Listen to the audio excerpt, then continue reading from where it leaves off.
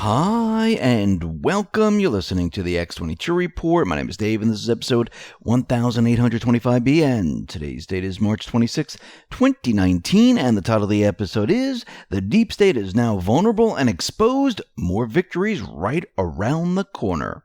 Now, before I get started, I wanted to talk about staying healthy as we grow older. Stem cells are your body's natural healing system.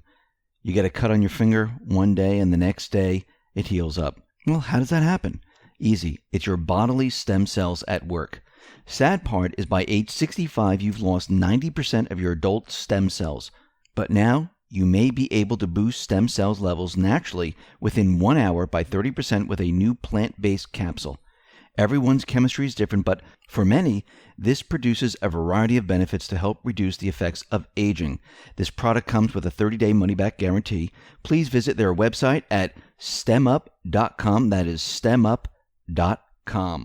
Let's get into the economic collapse, political and geopolitical news. Now, right now, the deep state, they are vulnerable. They are exposed. They lost their insurance policy. All the blockades are gone. They're in trouble. And they're trying to figure out a way out of all this. And we're starting to see a lot of what we saw way back start to fall apart on them. And we can see just from what has been happening with Mark Geragos and Avenetti, well, they're in trouble. And it looks like this high-profile attorney, Mark Geragos, he's a co-conspirator in an alleged extortion scheme unveiled by federal prosecutors. Now, this high-profile attorney, he represents Empire actor Jussie Smollett. He also was the lead attorney in the grievance filed by Colin Kaepernick against the NFL. And he's a CNN legal analyst. And he has been caught conspiring with Avenetti. What did they do? Well, according to the complaint filed in New York, they devised a scheme to extort a company by means of an interstate communications by threatening to damage the company's reputation if the company did not agree to make multi-million-dollar payments to Avenetti and his co-conspirator, and further agreed to pay an additional $1.5 million to a client of Avenetti's. Now, the complaint states that Avenetti and his co-conspirator met with attorneys for Nike on March 19th and threatened to disclose damaging information about the company unless it made payments. Now, we need to remember, Avenetti, he is the one that went after Trump with Stormy Daniels, the porn star. And right now, he's caught up in this. And we'll get back to Jussie Smollett in just a minute. But Benny Johnson tweeted out the following. Wait, I stepped away from Twitter for just a few minutes.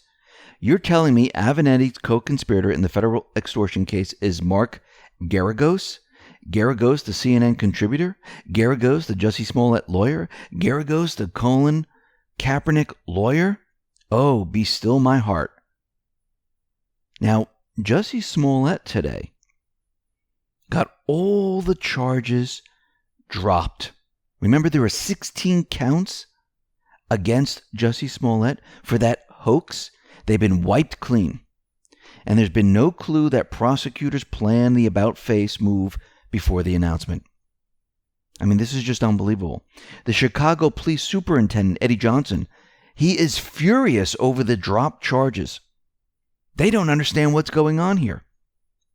The Chicago Police Union want a federal investigation into Cook County State Attorney Kim Foxx's handling of Smollett's case after text messages reveal she was communicating with Jussie Smollett's relatives and supporters about their concerns over the case.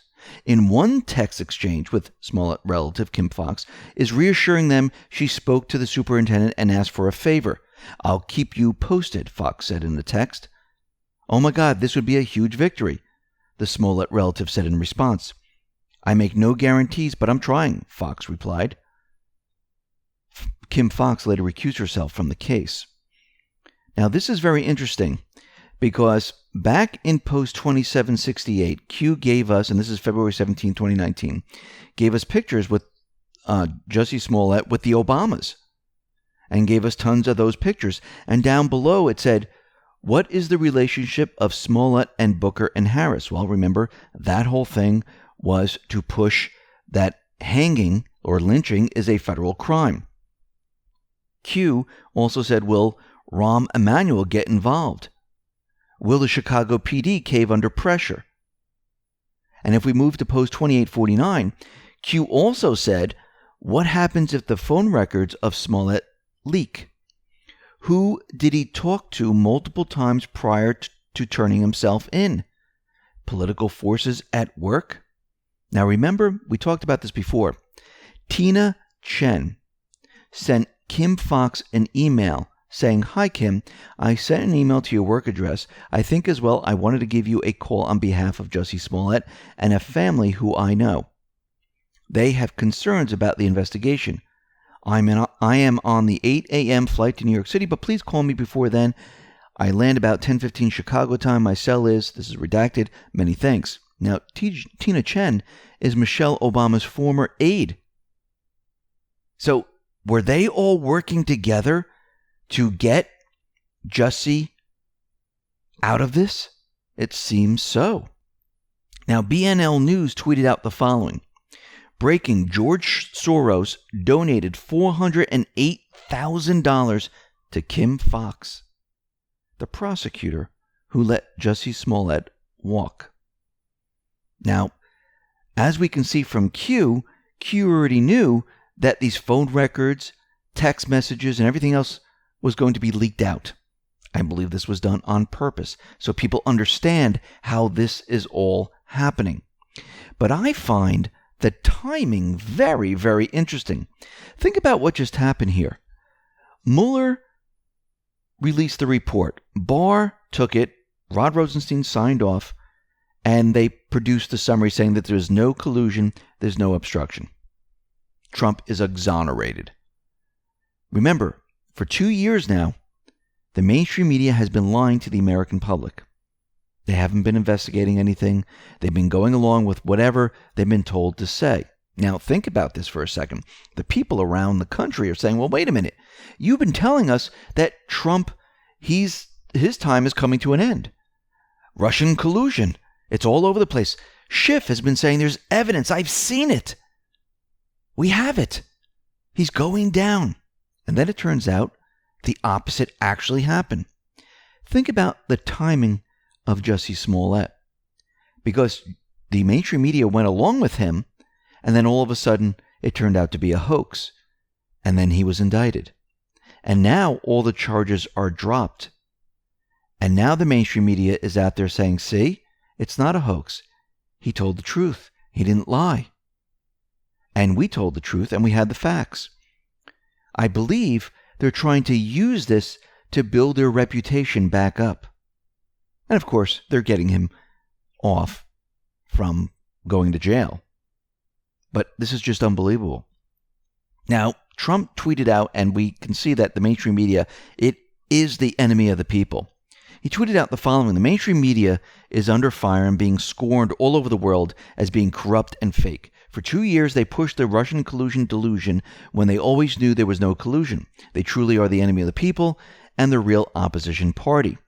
Now, Jeff Zucker, who is the head of CNN, came out and he's pushing back against all the people that are accusing the news network of being one of the chief propagators of a debunked Trump-Russian conspiracy theory after Mueller cleared the president of all of this.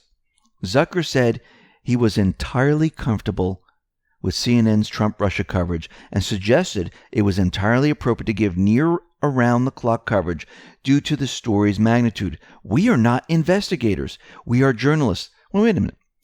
Aren't journalists supposed to investigate and get the facts? Did they investigate? Because the Annans investigated, and we were turning up different information than what the mainstream media was turning up. So yes, you are investigators. Isn't that journalism 101? He says, our role is to report the facts as we know them. Well, how would you know if it's facts if you didn't investigate? This makes no sense.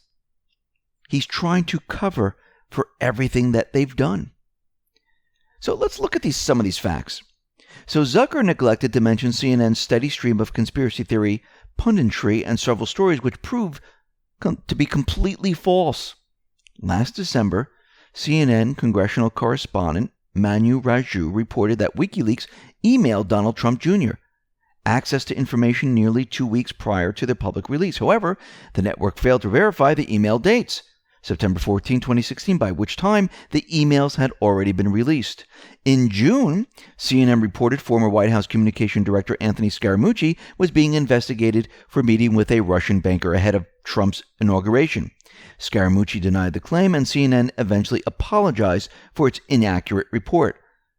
Well, maybe they should investigate first before they spew that out there. CNN claimed in July that Michael Cohen, Trump's personal lawyer, was prepared to tell special counsel investigators the president possesses advanced knowledge of the Trump Tower meeting between his son, Donald Trump Jr., and a Russia lawyer, and others.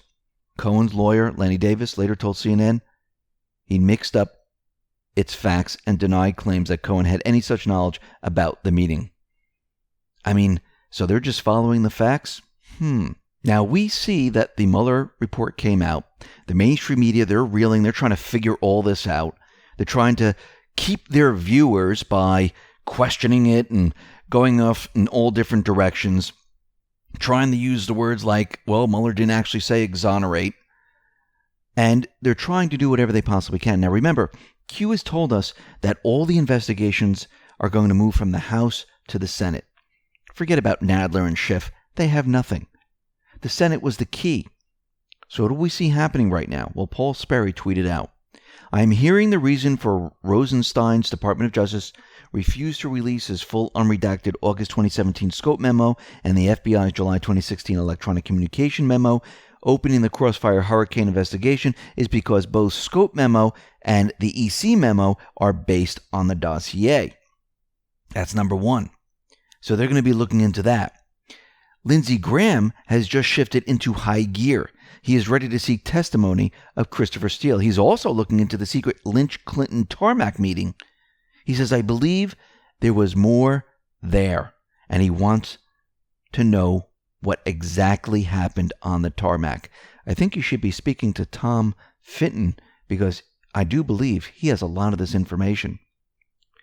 So as you can see, the Senate was the key. The Senate was the target all along. All investigations have now moved into the Senate. Now, I want to go back to Ben Rhodes. We talked about Ben Rhodes before. We know that Judge Royce Lamberth wanted Ben Rhodes to answer questions under oath about the Benghazi scandal. But last week, he defied the court order. Even worse, the State Department and Justice Department were objecting to Judicial Watch, who then saw an in-person interview with Mr. Rhodes. But Judicial Watch never backed down. And guess what? They won. A federal judge authorized Judicial Watch to depose Ben Rhodes after he defied a court order to answer questions under oath. Tom Fitton tweeted out, breaking, after Obama White House official Ben Rhodes seems to defy court order to answer written questions, federal court judge authorizes Judicial Watch to depose him in person on Benghazi and Hillary Clinton emails. Boom. We can see it's all happening. The Mueller report was just the run-up, was just the opening act. Here comes the real first act, then the second, then the third. Things are going to accelerate right now very, very quickly. Now, out in Venezuela, we know that Russia has brought in certain individuals. They flew them in, and Maduro invited Russia in there, and then all of a sudden, we have another blackout. This is affecting 57% of the country, and this is according to NetBlocks, which detects power outage based on internet outages. So right now, it looks like the neocons, the deep state, they're pushing their agenda. Now, they've tried this before in Syria. They tried it all over the place, but guess what? It does not work. And we can see that Russia, they're using the same exact script that they used in Syria. Trump, I do believe, is going along with this, and I believe that Russia is going to create a block for the neocons and the deep state. And I believe this is going to lead into peaceful negotiations between Russia, Maduro, and Trump. Now, out in North Korea, there's new information that has emerged on the Hanoi summit, where the mainstream media was out there saying it completely failed. We know that Trump walked away. He said, I just couldn't make a deal. Well, it turns out he might have made a deal, but didn't tell the mainstream media, didn't tell the world. It was behind closed doors. Because I believe he wanted the mainstream media, the deep state, to believe it was a complete and utter failure. Apparently, Trump was open to sanctions relief. As we can see, he tweeted out that he's going to be removing the sanctions. Now, there are certain individuals within his administration that don't like this whatsoever, and they're trying to fight against this. But he was all for removing a lot of these sanctions. Q told us this. But he wanted some type of snapback clause just in case things went the other way. Now, North Korea, Kim Jong-un and Trump, they talked about denuclearization. They talked about the Yang Beyond nuclear site. This was underground. And Trump said, listen, we need all of this denuclearized, plus other sites. If you can do that, we will then remove a lot of the sanctions. Do we have a deal?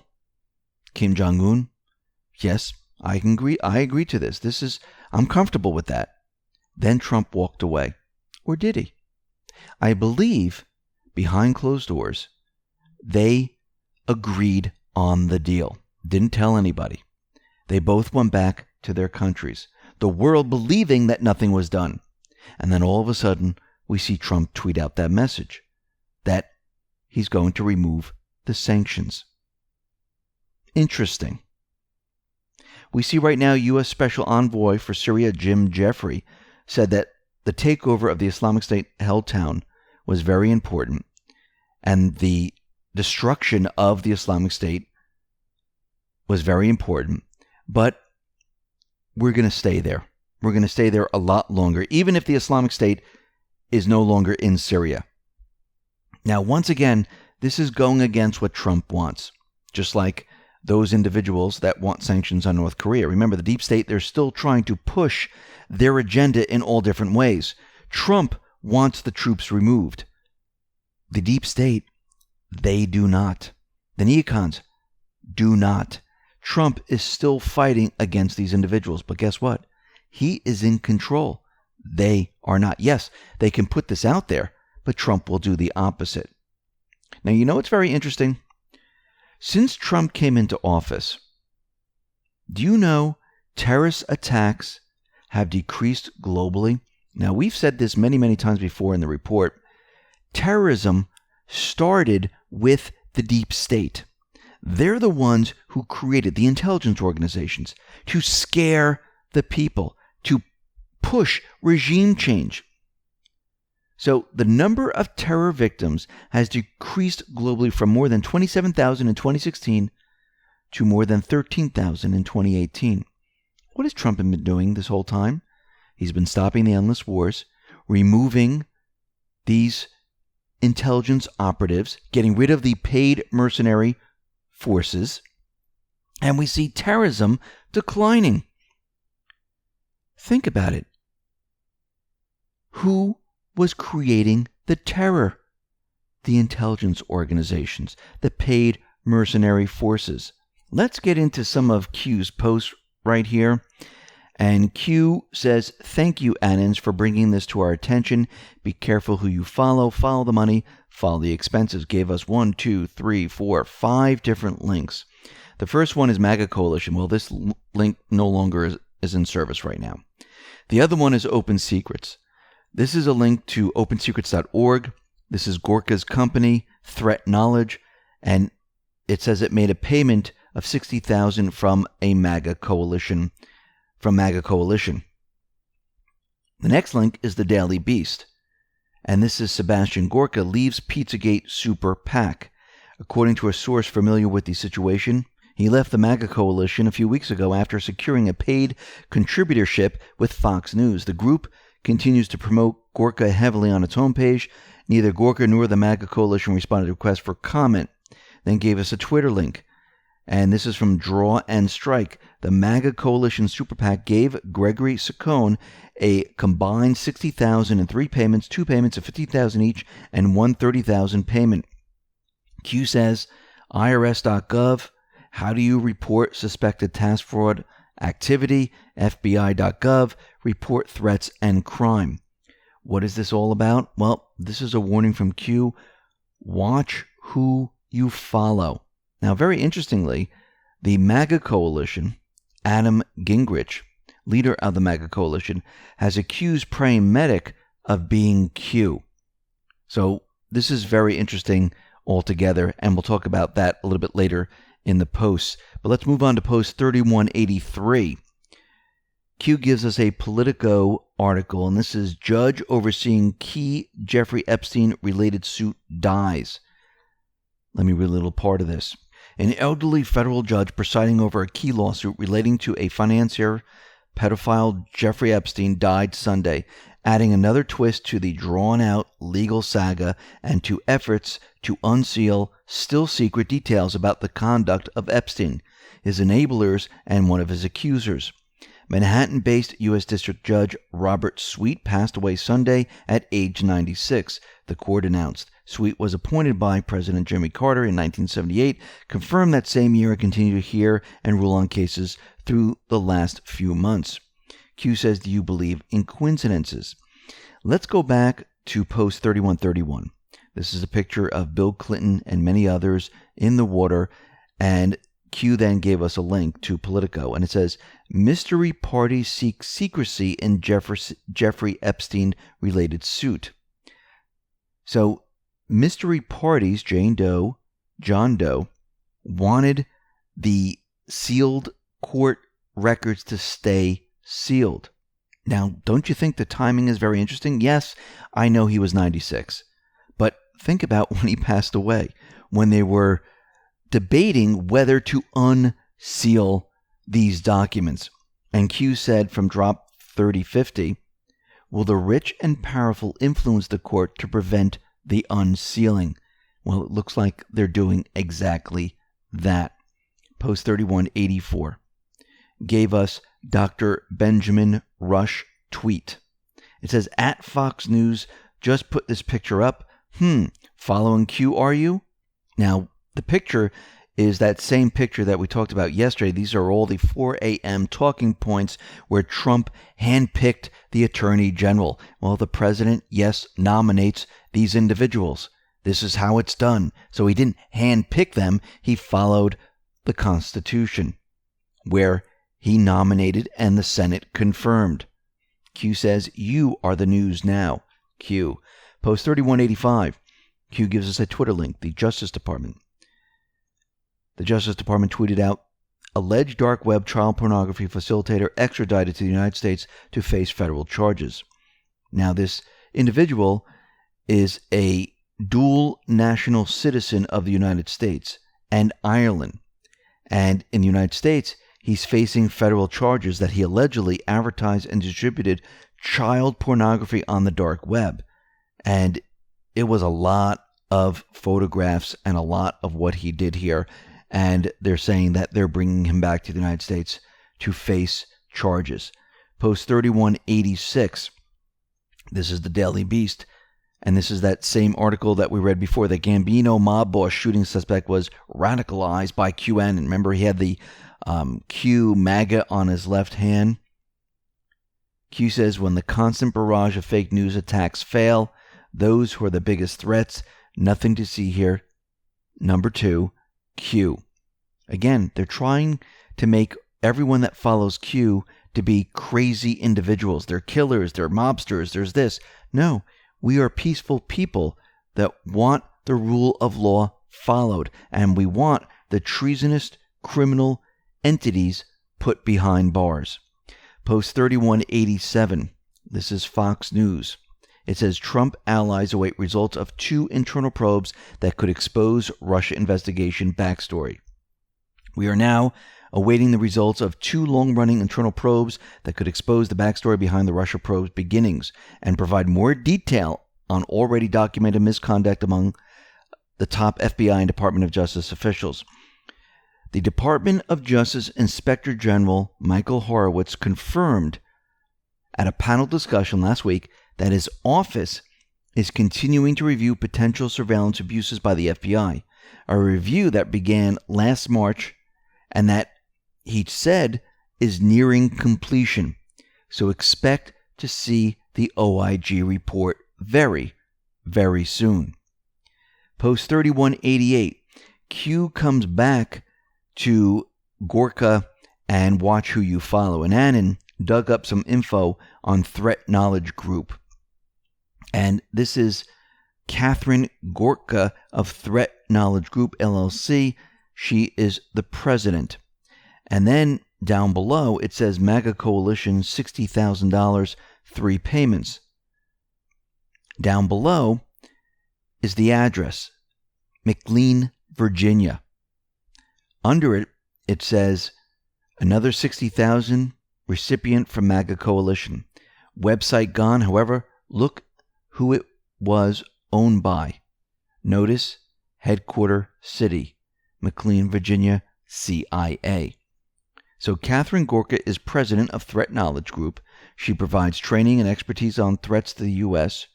Her organization received $60,000 from MAGA Coalition in 2017, and it's based in the same exact city where the clowns operate. Coincidence? I think not. Post 3189. And Annan posted a tweet from John Solomon. Trump-Russia collusion story did affect an American election. The One Dems won in 2018. My latest column.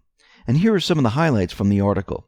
Down below in the article, it says, polls show the impact of the Russia coverage on voters. About half of American voters declared they believed Trump or his aides had colluded with Russia, even though they hadn't. Down below, it says John Solomon's latest. Trump-Russia collusion story did affect an American election, the one the Dems won in 2018, and gives us the link to everything. And yes, look how it affected the election. Remember, there were a lot of seats in the House that the Dems wanted to fill. A lot of Republicans have left or retired, and they wanted those filled. So they used this to their advantage to swing the elections. Post 3190 gives us a Twitter link to Sarah Sanders. Sarah Sanders says, they literally accuse the President of the United States of being an agent for a foreign government. That's equivalent to treason. That's punishable by death in this country. Without a blockade shield, they are left vulnerable, exposed. Q. Take a listen to Sarah Sanders. It's also a sad reminder of the lack of accountability that started to seep into the media and into Democrats that have gone out for the last 2 years, actually over 2 years, and accused the president, the United States president, of being an agent of a foreign government. Take a second and let that sink in.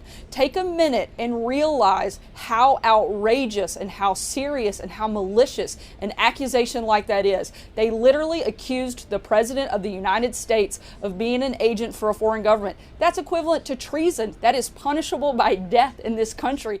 Let's move on to post 3191. This looks like it's a meme, a graphic of Trump behind the American flag, in front of the American flag, holding, looks like weed killer, and then the flag is disappearing. Behind it, you see Obama sitting on a chair, and it looks like there's foliage behind him. Let's read what's below this. This is Twitter. This is from The Hill. Just in, Justice Department sides with court ruling Obamacare unconstitutional. The Department of Justice on Monday announced that it is siding with the district court ruling that found the Affordable Care Act unconstitutional. The move is an escalation of the Trump administration's legal battle against the health care law. The DOJ previously argued in court that the law's pre-existing condition protections should be struck down. Now, the administration argues the entire law should be invalidated. U.S. District Court Judge Reed O'Connor ruled in December that the Affordable Care Act's individual mandate is unconstitutional and the rest of law is therefore invalid. Now again, if we go back in time, we talked about Obamacare many times before. This was always unconstitutional. They blackmailed judges. Remember, Angel Fire, the CIA, uses this to listen in on different conversations of government officials, judges, Supreme Court justices, and they use it to blackmail them into what they want. This is what happened with Obamacare. And right now, the judge is saying this is completely unconstitutional. And this means get ready for health care that benefits the people. Think about what you were getting before. Very expensive health care where they tracked everything that you did. And if you didn't want it, you were penalized. And you couldn't keep your doctors. It was awful. The deductibles were very high. Those people who had to get it, it was very difficult to maintain because the insurance premiums were going up, up, and up. Post 3192. Q gives us two Twitter links. One from Real Savadra and the other one from Ann Coulter. The first one, breaking. The Pentagon has notified Congress that it has authorized the transfer of $1 billion to begin new wall construction along the U.S.-Mexico border. Trump is building the wall. He's receiving the funds. Ann Coulter, no collusion and no wall. I prefer collusion and a wall. Well, Ann Coulter, wrong. There's no collusion and there's a wall. Q says, hashtag fake, hashtag fake, hashtag fake. Post 3193. Q gives us a picture of flags along different houses. Looks like it's during the summer. The picture says, love of country. Q says, flags out. Have a great night. Q. So there are many flag posts from Q, but in this pic, it reminds me of July 4th. So let's go back to post 2987. There's a little boy saluting an American flag. And down below, it says July 4th, 2019. So is Q telling us, hold that date? I believe he is. Post 3194. Q is responding to a in 8chan. And Annan posted a tweet from Trump. This was back in January 2019. And it says, the fake news media keeps saying we haven't built any new wall. Below is a section just completed on the border. Anti-climbing feature included. Very high, strong, and beautiful. Also, many miles already renovated and in service. And Q says, fake news media. Q. Post 3195. Q gives us a link to C-SPAN, and this is the Supreme Court justice and other judges. They are talking about Flowers versus Mississippi. This is a case on racial bias in jury selection. Q tells us to fast forward to 19 minutes, 56 seconds. So I did just that. Take a listen. Relevant, and the broader point that everything. The court said it took account of the history. So what are we to make of that? Well, if the court had taken account of the history, it couldn't have come to this conclusion. And I think there's many reasons in the opinion to believe that they did not. They said, considering the history, it doesn't alter our opinion, and they pasted in their prior opinion that was history blind. They also said his history does not undermine his stated reasons. That's wrong. It undermines those reasons. It may or may not be sufficient, but a history of a desire for an all-white juror, a history of willingness to violate the Constitution, and a history of willingness to make false statements to a trial court, those things in the past, with respect to at least 3 other jurors, that does undermine it. And then I think when we look at what they actually did, there is no point in which they say, yes, we are more skeptical of the reasons that he stated because he was dishonest before. Or, yes, when I look at the false statements he made here, the 8 false statements he made here, those match with false statements that he made before.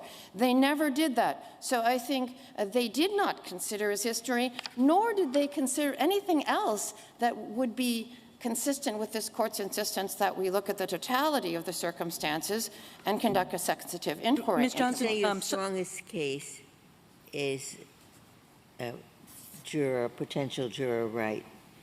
One of your complaints is that there were many more questions asked of African-American potential jurors, but that wasn't so in Wright's case. that she was asked, I think, only 3 questions. That's correct. Yes. But I think, it is actually... So who do you hear on this? You hear Ruth Bader Ginsburg. Then Q says, what is, and this is in brackets in bold, RBG's current state of health? Well, according to the news, she's cured. Q says, are pictures being avoided for a reason? I would say yes. I was surprised that on her birthday, which was March 15th, they didn't make this a really big deal. I mean, think about it. She survived cancer. She just turned 86. You would think her picture would be plastered all over the place, her blowing out candles and everything else. But the pictures we find are pictures of her getting out of cars or, blurry pictures that you really can't see. And it seems very, very odd. And again, Q has never said that RBG is dead. Q is saying, are they keeping her alive? But she really can't do much. Now, I listened to the recording. You listened to the recording. Was this actually Ruth Bader Ginsburg? Because again, this is just audio. Somebody can be impersonating her, or they could have used different segments from someplace else and put it together. It's very easy to do. So we really don't know. But we need to remember something very important. First of all, we know that Clinton and others were pushing certain laws that had to do with Planned Parenthood, abortion, and they were pushing them very, very hard. We also know from Eric Holder and Kamala Harris, Elizabeth Warren, Kirsten Gillibrand, and many others, Beto O'Rourke, they want to expand the Supreme Court. Now, why would they want to do that at this point? Well, if RBG is being kept alive, they know that once she passes away, Trump will place someone else in that position. And guess what? They're kind of screwed. So they need to expand this. So this gives us a little bit of evidence in what they are trying to do and what they know. Now, I want to go back to RBG and what she said back in July of 2016, because this is really interesting, and you'll see why in a minute. Ruth Bader Ginsburg jokes that if Donald Trump wins the presidential election, she'll consider moving. Moving where? She said it would be time for us to move to New Zealand. Didn't we just have an event in New Zealand to get rid of all weapons? To have censorship? To change the laws? To limit free speech? Remember, the elite were planning to go to New Zealand. Do you think they're setting New Zealand up for themselves? It's starting to seem that way. And just a reminder, Court TV is set to return to the airwaves May 2019. Court TV went away because they didn't have the viewership because there was no good high-profile trials. Nothing was really happening and people lost interest. I think this is all about to change.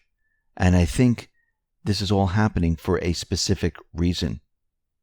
Listen, everyone, thanks a lot for listening. Be well, be safe, and especially be prepared. Thanks a lot.